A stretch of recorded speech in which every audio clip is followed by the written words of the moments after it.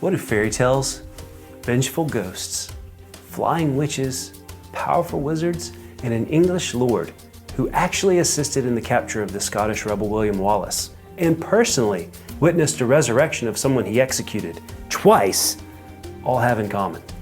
I'll give you a big hint. They feature this same ruined Welsh castle, one literally dangling off the edge of a cliff. Legend has it that Penard Castle, high above jaw-dropping Three Cliffs Bay, was destroyed by a magic sandstorm during the cursed wedding of its evil lord.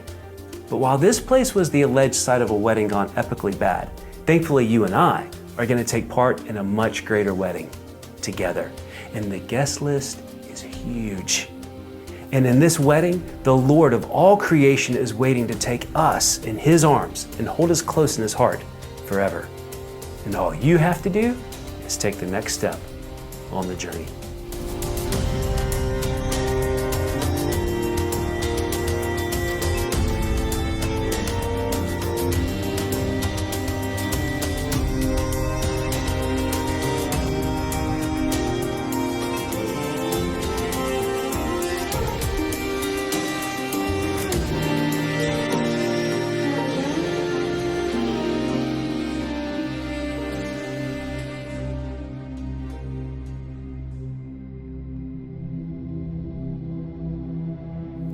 Welcome to Penard Castle, situated on a cliff's edge high above Three Cliffs Bay, voted one of the most beautiful beaches in the entire world. And if you couldn't tell, I love fairy tales. There's just something about folklore and legend that always fires up my imagination. And Penard Castle is a fairy tale castle come to life, from tales of wild wizards, dark lords, vengeful fairies, and weddings gone horribly wrong. These stones have so many romantic tragedies associated with them, it seems like they've walked out of a best-selling fantasy series. Once upon a time, a terrified wizard crafted a castle on a cliff out of thousands of nearby stones to protect the people from an invading army. Many years later, a fierce warrior chieftain turned lord took possession of the castle. At a time when the neighbouring lands were engulfed in wars, the cruel lord prospered. Word spread of his success and ruthless power in battle when a local prince with war-torn lands came begging for aid. The payment? His daughter's hand. On the night of the wedding supper, the drunken warlord seized his unwilling bride, dragging her to his tower to consummate the union, all the while unaware of the commotion unfolding outside. Fairies. A fantasy of mischievous fairies. When the fairies arrived at the castle gates to join the celebration, the guards, suspicious of the unexpected guests, sought their master's approval.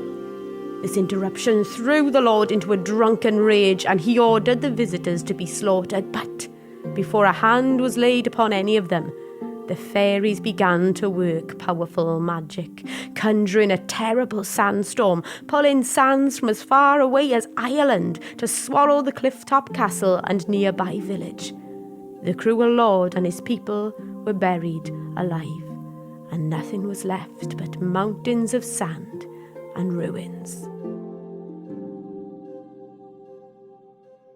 The story of Penard Castle's cursed wedding has circulated for hundreds of years and is entrenched in local folklore, a warning to not anger the fairies who call this land their own. But the tales of ruined Penard Castle don't just stop with a cursed wedding. Stories abound of a young vengeful female ghost who roams this land, rumored to be a maiden who threw herself from the cliffs long ago. And those unfortunate enough to come face to face with her reportedly become gripped with her insanity. And let's not forget the Witch of Reben, the Welsh banshee who makes Three Cliffs Bay her home, terrifying nighttime passerbys with her horrendous and deadly shrieks and moans. Like I said, this place has no shortage of stories. I mean, just look at it. If your imagination isn't inspired here, then something is wrong. But the truth is, not a single one of these fairy tales are based on real events. The first castle here was built by a marcher lord named Henry de Beaumont. Like other English marcher lords hungry for Welsh lands, Henry was vicious in suppressing the local Welsh princes, establishing fortifications throughout South Wales in the early 1100s. In the early 13th century, the castle lands came under the control of the de Braose family, and William de Braose had a claim to fame all throughout the British Isles.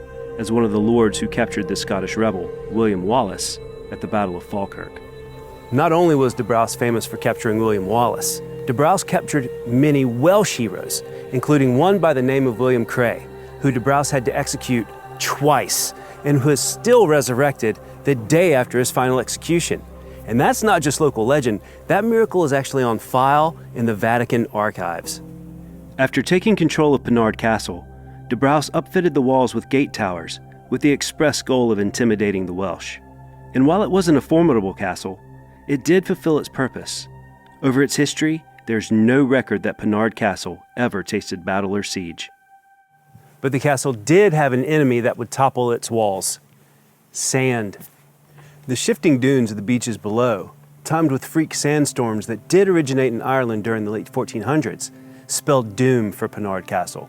Sweeping winds and sands eroded the masonry between the stones, and by the 1500s, Penard was abandoned to the elements and left to a sandy demise. By the mid-18th century, the ruins of Penard Castle were considered a derelict place for romantics and often found itself the subjects of engravings, sketches, and paintings. It's a place that lends itself to fanciful stories.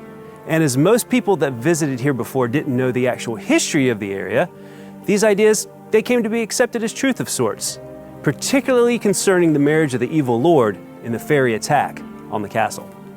After all, who doesn't like a good fairy tale? And who doesn't like stories of interesting weddings?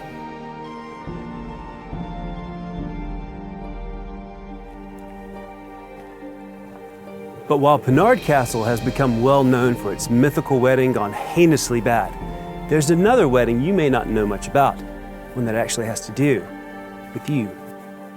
And it's no fairy tale, it's the real deal. You see, you may not know it, but you're invited to the wedding to end all weddings, the greatest wedding that the universe has ever seen. It's a wedding between Jesus and his bride, which is the church. Now, when I say church, I don't mean the buildings. I'm talking about the collective, the ecclesia, the called out ones, those that know his voice. It's God's people that make up the church, and together we are the bride. But in this mystery, according to Jesus in Matthew 25, you are also being called individually to be prepared to walk that aisle. So that means it's not just about the collective, it's about you. You are the bride, and Jesus, he's the groom.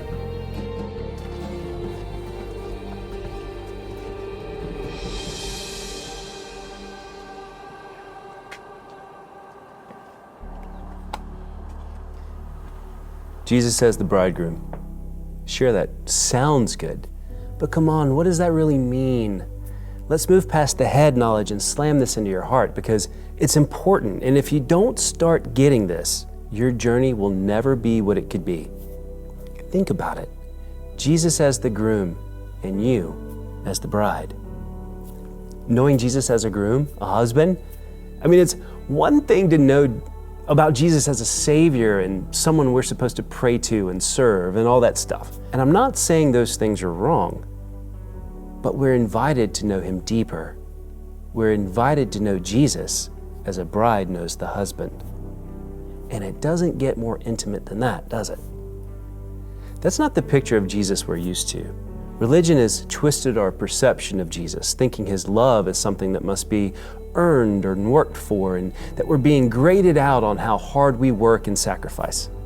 We're used to seeing him hanging on a cross or made to feel like we must suffer in guilt and shame. Or worse, we live in fear of his angry judgment. Can you earn real love? Is he really grading you out and keeping a list of what you're doing wrong and right? Is Jesus still hanging on a cross? And is he waiting to marry you just so he can punish you? Let's strip this thing down and hold it up to the light. Does that sound like a good marriage to you? Does your significant other make you work for their love, force you into submission, use guilt to get their way, shame your decisions, or threaten you with their wrath? Does that sound like a loving, doting partner? Does that sound like a relationship we would even want to be a part of? What if most people walking the planet who say they love Jesus actually have no idea of what Jesus' love really is? What if we don't know what real love is? I mean, that's a frightening thought. Most of us have love and fear so intertwined that we don't know what love actually is. But John wrote, "There is no fear in love, but perfect love drives out fear, because fear involves punishment. The one who fears has not been perfected in love. We love because he first loved us." That's 1 John 4:18 through 19. So let's actually talk about something that we think we know a lot about, but actually don't. Let's discuss God's love, which is Jesus' love, the kind of love a groom has for his bride.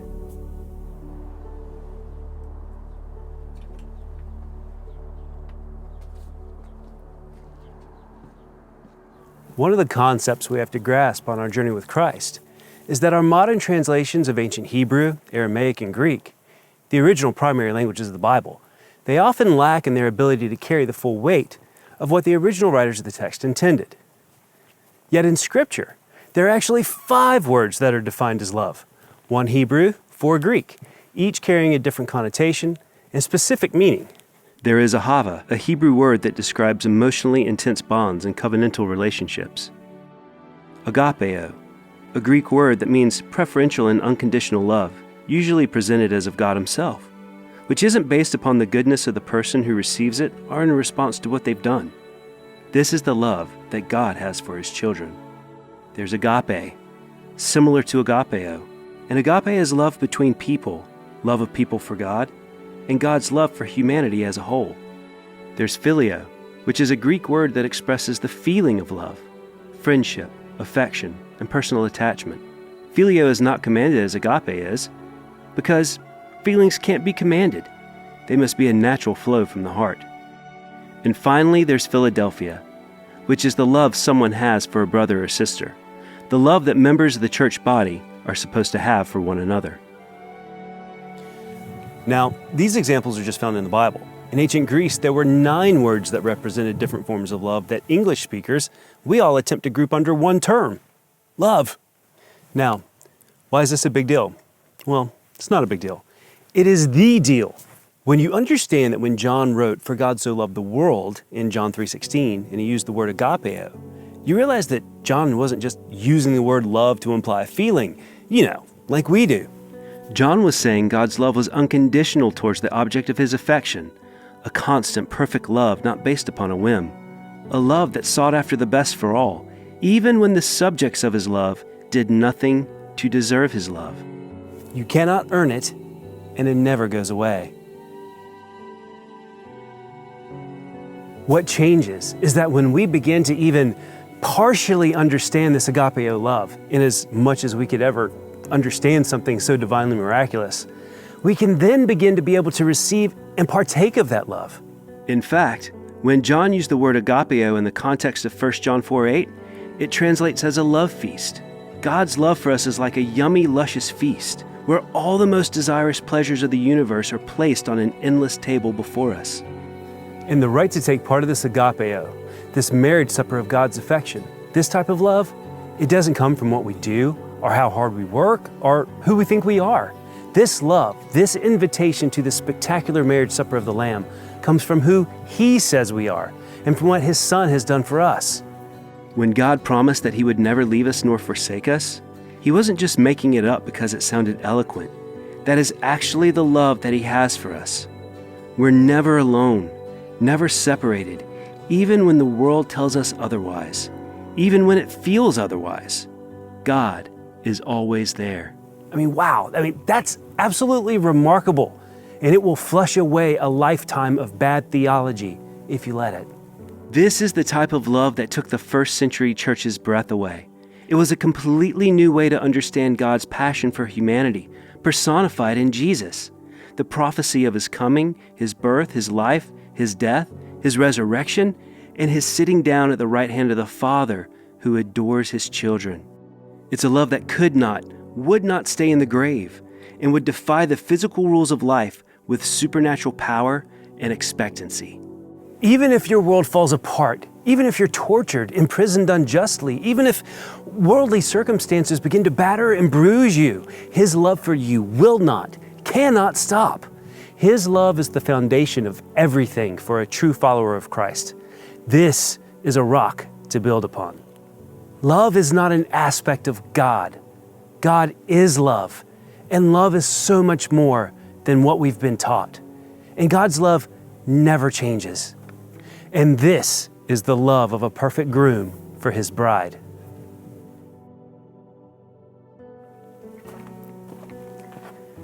Seeing Jesus this way may be new to you. I know it was for me.